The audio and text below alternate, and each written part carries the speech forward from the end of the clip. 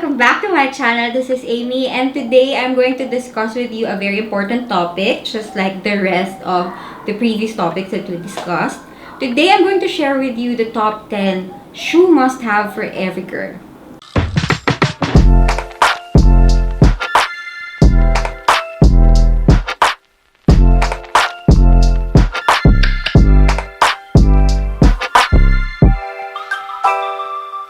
I know that you guys know, if you've been following me for quite some time, I know that you know how passionate I am with shoes.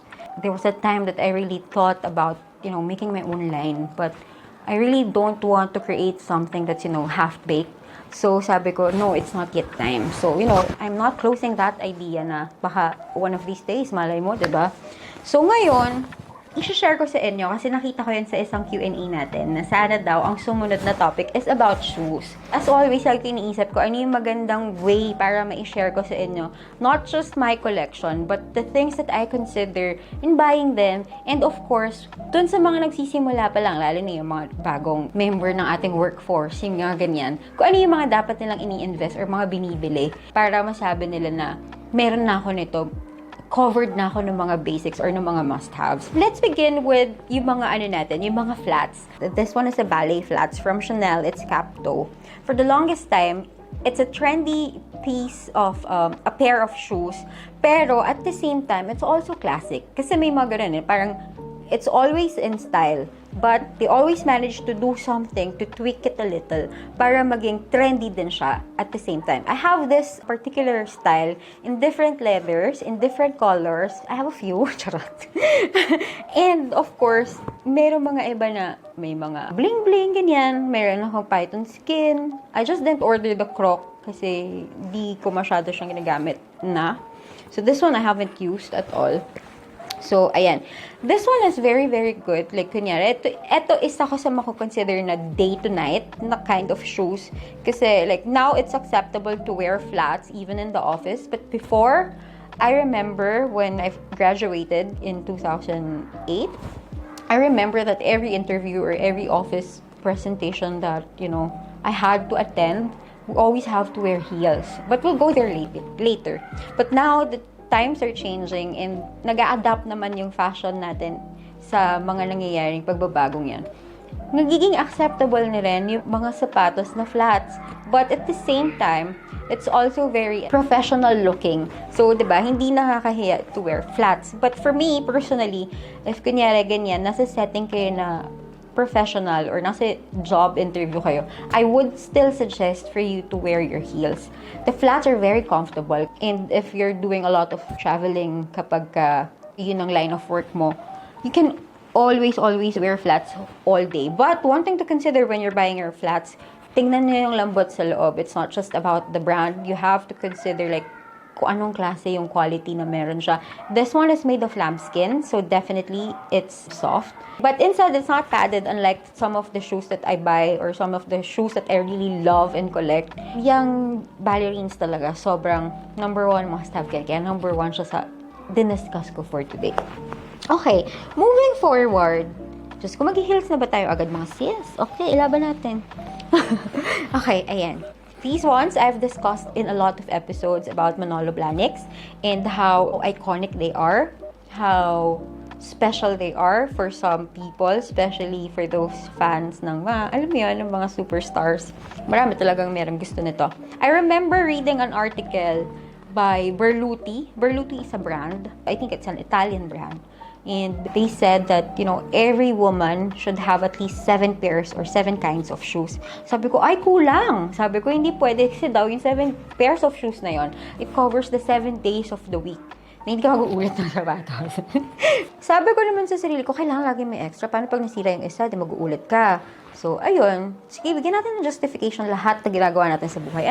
Anyway.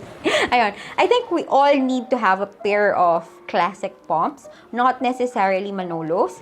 I've shared with you before in one of the episodes with, starter guide for shoes. You can also consider the ones that I've mentioned for wedding shoes kasi binigyan ko kayo ng choices doon kung ano yung mga pwede nyo pang gamitin after your event. And I think the only thing that you need to consider, number one, when you're buying your pumps is that the heel height should be very comfortable for you. For me, you have to have a very comfortable pair of pumps. That's a classic. And most importantly, that's in a neutral tone. Nakapakita ko na kasi yung mga ibang colors sa inyo. So, I chose the white today so I can show it to you. But, technically, I would have gotten something that's nude. Because, actually, the nude pair of pumps is also very, very beautiful when it comes to lengthening yung legs natin. Nakaka-elongate siya ng legs. Lalo na pag naka-dress ka, mini-dress ka, or mayroon natatakpang portion ng legs mo and then konti lang yung bare, humahaba yung itsura ng legs natin. So, ayan. Hindi ka masyadong taste ganda dito sa sapatos na to. So, the next one is sandals. Kailangan meron kang, panglaban mga sandals. Dun sa classification ng sandals, there are still some subcategories that you have to consider or you can think about, but not necessarily, you need to have them na talagang all at once. So, kaya pinagsama-sama ko silang lahat sa dun sa pinaka-umbrella ng sandals. Diba? Halatang hindi ginagamit ng lola mo. This is a pair of nude Manolos. So, ito maganda talaga makalengthen. Pero siguraduhin mo maganda yung kuko mo. Baka mamaya yung kuko mo suot mo to die. Kaloka, diba? These ones are high heels also, and it creates an illusion that, you have very, very long legs as well because transparent siya. Yung PVC part niya is very nice, to create that illusion nga that I was talking about. Kasi parang dire-diretso lang siya, walang nakikita. Under the category of sandals, it's also necessary or at least important to have a pair of strappy sandals. Ayan, ang hilig-hilig ko dyan. These ones are from last season. Yeah, I think these are from the last season of Bottega Veneta. So I have this in 2 colors, I think, or 3. So, these are strappy. Super strappy that you see even this one, yung parang parang naka-bare na sandals lang, tapos tali-tali lang talaga. So, ngayon, pag natapilok ka, good luck, diba? Ayan. These ones are decent when it comes to heel height, I can say. Because for me, ito yung mga mid-high for me. Mga 3 inches siguro ito. Kasi yung iba 5 na 4, 5, ganyan. I also have 6. Sa sandals pa rin, if you can see, nude pa rin yung pinili kong ipakita sa inyo. Because, yun nga, yung sandals kasi, mas lagi natin sinusuot na naka-dress, or if you want to at least wear or dress up a little your pair of jeans, then you opt for your mga sandals that has heels. So, dressy-dressy type pa rin siya. That pair of shoes actually was an instant hit when Chanel came out with it. It was comfortable enough to walk in because it's only like mga 2 inches. And it has some height that we need when we have some mga formal meetings and stuff. It's a multifunctional pair of shoes that I can really recommend. And it really is a must-have for every girl. Sa category ng sneakers, hindi lang siya isa. There are 2 important types of sneakers. Actually 3, but kalabisan na. So, this one is Chanel Runners, and I've shown you the white version of this one before. This one is very comfortable. I think sinasabi ko sa inyo that whenever I buy flats or some shoes, when I feel that it's padded inside, parang may bulak yung paa mo, ganun. It's very, very comfortable and you can take my word for it. It really is worth it. Ito yung mga tipong pang-forma sneakers. Because you also have to consider your sporty pair of shoes, your sneakers. Why? Because if you go to the gym, well, I did this before. Because, I wanted to use my sneakers because I can't use them anymore, nakakalimutan ko ng iba. So, before, pinapang-gym ko yung mga runners ko, yung mga sneakers ko ng Chanel. But they are not intended for that. Kung ang value nyo for money, ang iniisip nyo is, yung cost per wear nyo and all, sige, sabihin natin, napudpud mo siya or something, but napadali yung buhay niya kasi ginamit mo siya, pinwearsam mo siya, na nagawin yung isang bagay that it's not intended for. That's when I thought about it, that, yeah, it's really necessary for me to buy a pair of, sneakers that I can really use for my workouts. So, there. This is a pair of Zoom Flies from Nike with a collaboration of Off-White designed by Virgil Abloh. So, ito yung mga pinapang-gym ko na. Instead of yung mga Chanel. You have to think about it, na pag yan sinuot mo, for gym, it's definitely for that. Or for, you know, when you're running your errands and hindi mo kailangan ng pumorma-porma talaga. That is what its technical use is for. So, yan, masusulit mo. And hindi ka maiiyak pag mixy yung buhay niya kasi talagang yun talaga yung purpose niya, diba? The third one, which I did not bring anymore because I've already made a lot of videos about it. The Holy Grail, a pair of white sneakers. I've already discussed this with you many, many times that a pair of white sneakers is just like a pair of, you know, ballerines. It's a very versatile pair of shoes that everyone must have kasi it goes very well with almost everything that you wear. Jeans, dresses, shorts. Yan, yung tatlong categories ng mga sneakers that we need to have. Hindi pwedeng isa lang tapos yun na yung gamit mo sa lahat kasi masisira talaga lalo na if you're buying mga luxury shoes. Let's go to one of my favorites. These are flats, but it actually made them come back again kasi the fashion is always like that. It's revolving and evolving at the same time. These are Chanel loafers. These are really hard to find. I feel like I'm very put together whenever I'm wearing it. The look that you want to project whenever you're wearing a pair of loafers is that you're chill, you love comfort, but you also love luxury all together. It goes very well with everything. Same with, you know, parang sa mga ballerines din. It really is a must-have for me. So, I have a few pairs of loafers. Ito, kailangan mo siya i-break in because yung dito ng Chanel na loafers, because I have it in a different design also, yung may Chanel na logo before. You have to break it in because this one is really masakit. Because the leather here is quite matigas as compared to the rest of the shoe. Although this is, you know, made of, I think this is lamb. Yes, because of the quilting. So, ayun. After a while, it gets okay and then you can walk in them. Another pair also that I didn't bring anymore and I can suggest that you can try because not a lot of people are, you know, already exposed into this brand. It's Loro Piana and I have them. I have it in mules, I have it in loafers and moccasins also. So, yun sobrang relax. And I've seen a lot of well-to-do people in different countries really buy that because number one, the quality of the leather is really different. It's something else.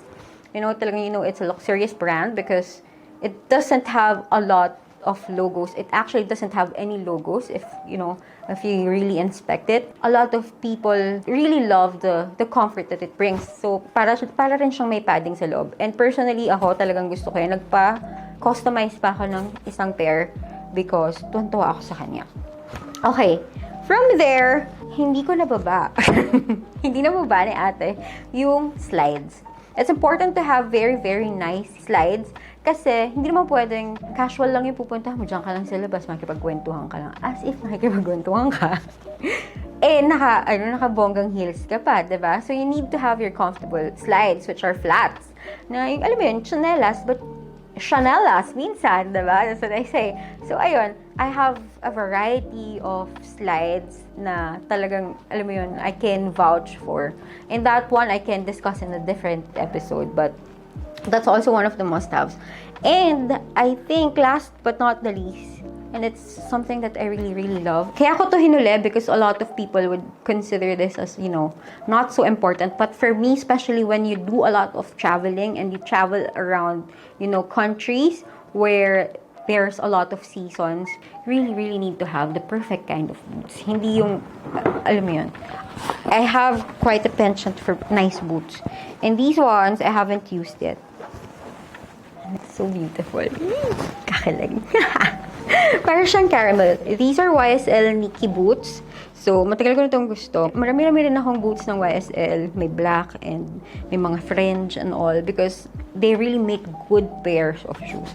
One of their most iconic pairs of shoes or their creation, I can say, is the tributes. And I can still attest to it to date that it's one of the most comfortable shoes ever that has been created. It's just that I didn't collect them anymore. Parang na-overcome ko na yung love ko sa kanya. Ganun. So, ayan. Sa boots, hindi lang naman knee-high. Knee-high is very important, not just for traveling, but also if you want to look especially trendy. Kasi, you know, you can really dress up whatever you're wearing when you're wearing perfect pair of boots. Under the umbrella of the boots, there's also mga ankle. Para dyan, I have I can suggest Jimmy Choo. Jimmy Choos are very, very comfortable when it comes to boots. I've used them for a lot of travels and I've been walking because in different countries, hindi naman tayo palaging nakasasakyan, di ba? Sa ibang bansa, lakad, lakad, lakad. And I really appreciate that. I really enjoy that. That's also another reason why I invest on good pairs of shoes. Okay, justify pa natin ang mas malala, di ba? Oo, ang saya. Okay. From there, meron tayo nung hanggang thigh, meron tayong below the knee, and then there's yung mid-high na boots, yung parang hanggang calf mo lang, ganyan.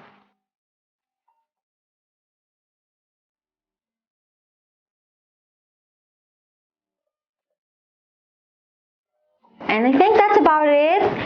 Don't forget to like, subscribe, share, comment down below on your request about the topics that you'd like me to feature next time. And of course, the notification bell button so that you'll get to be notified with everything that we're going to do on our channel next time. Bye!